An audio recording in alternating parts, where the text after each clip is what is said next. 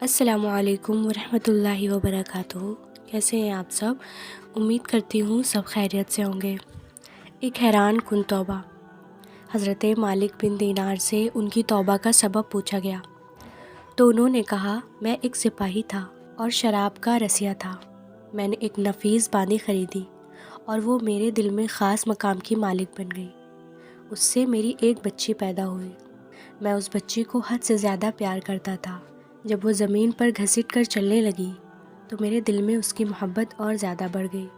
वो मुझसे मायूस हो गई और मैं उसके सामने जब भी शराब ला कर रखता तो वो आकर खींचातानी करके मेरे कपड़ों पर शराब बहा देती।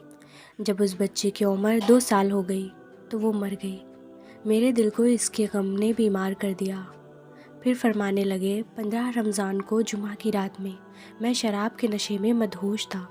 मैंने आयशा की नमाज भी नहीं पढ़ी थी। मैंने ख्वाब में देखा कि सूर फूका गया और क़यामत कायम हो गई।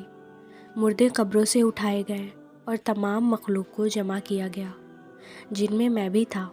मैंने अपने पीछे आहट सुनी। मुड़ कर देखा तो एक बहुत बड़ा अजदहा यानी सांप, काले रंग की आंखें मुंह खोले मेरी तरफ दौड़ा आ रहा है। खौफ और दहशत के मारे मैं भागा। रास्ते में एक सुथरे लिबास वाले शख्स से गुज़र हुआ। मैंने सलाम कहा। उसने जवाब दिया। मैंने कहा, बाबा मुझे इस अजदहे से पनाह दो, तुझे अल्लाह ताला पनाह दे।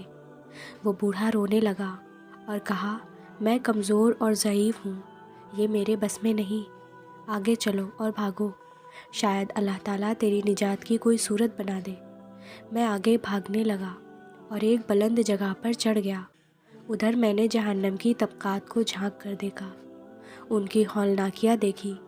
करीब था कि अजदहे के खौफ से मैं उनमें गिर जाता।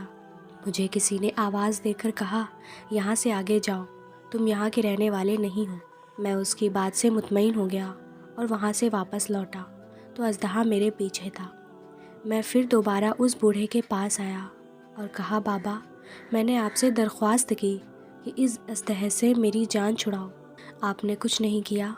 वो बूढ़ा फिर रोने लगा और कहा, मैं नातवा हूँ, अलबत्ता तुम उस पहाड़ के पास जाओ जहाँ मुसलमानों की अमानतें हैं।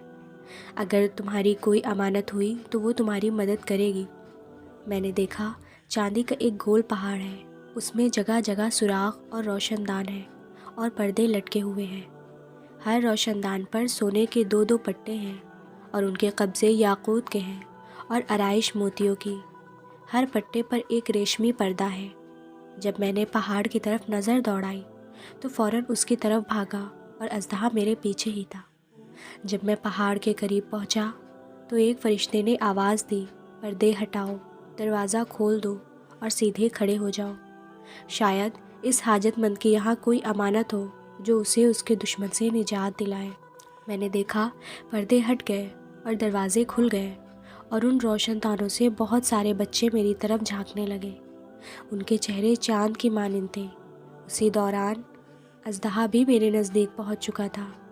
मैं उस वक्त हैरान रह गया जब उनमें से एक बच्चे ने चिल्ला कर कहा, सब आओ, उसका दुश्मन उसके करीब आ गया। चुनांचे वो जौक दर जौक खड़े होकर झांकने लगे।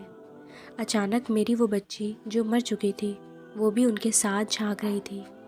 जब उसने मुझे देखा तो रोने लगी और कहा, हाय ये तो मेरा पाप है।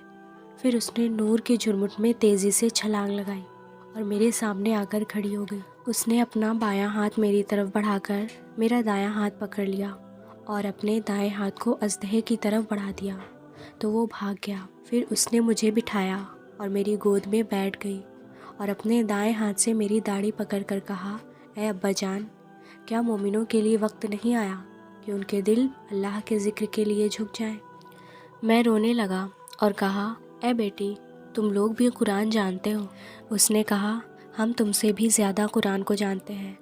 मैंने कहा, अजदहा के बारे में तो कुछ बताओ जो मुझे हलाक करने के दर पे था। उसने कहा, वो आपका बुरा अमल है जिसको आपने ताकतवर बनाया और वो आपको जहन्नम की आग में डुबाना चाहता है। मैंने कहा, उस बूढ़े के बारे में बताओ जो रास्ते में मिला।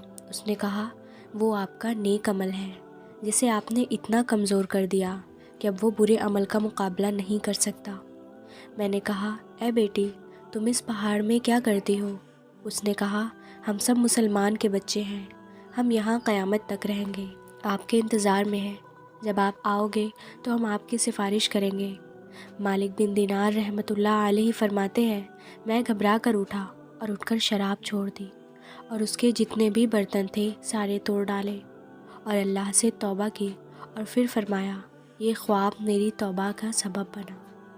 حاصل معلوم ہوا کہ اولاد اگر بچپن میں فوت ہو جائے تو مایوس نہیں ہونا چاہیے، بلکہ اللہ کی مرضی پر راضی رہنا چاہیے، کیونکہ یہی نابالغ اولاد آخرت میں کام آنے والی ہے، جیسا کہ اس واقعے سے سبق ملتا ہے۔